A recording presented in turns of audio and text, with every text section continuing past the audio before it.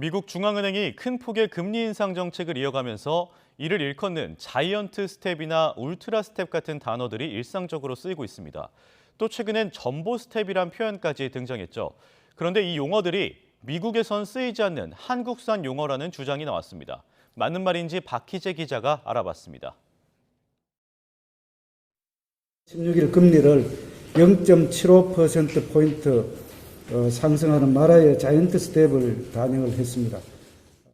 이달 말에는 1%의 금리 인상, 즉 울트라 스텝을 결정할 것이라는 언론과 정치권을 중심으로 쓰이다 이제는 상식처럼 굳어진 단어 자이언트 스텝.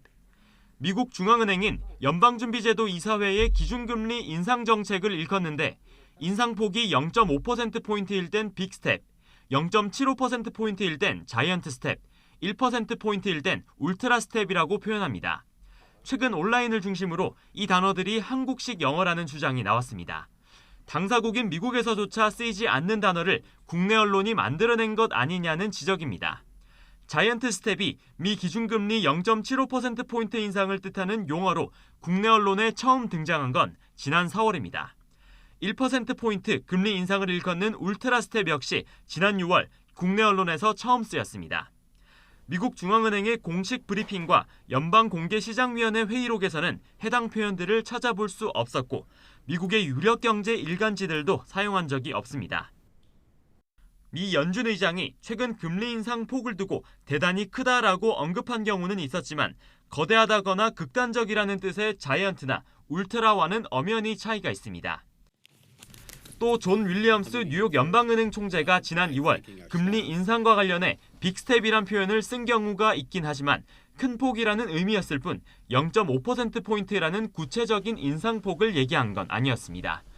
자이언트 스텝이나 울트라 스텝 같은 단어는 콩글리시거나 한국산 용어라는 주장 맞는 말입니다.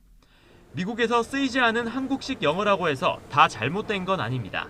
복잡한 현상을 짧고 정확하게 전달할 수 있다면 하나의 용어로 자리 잡을 수도 있습니다. 다만 새로운 표현이 대중에게 미칠 영향에 대해서는 좀 더 신중하게 고민할 필요가 있습니다.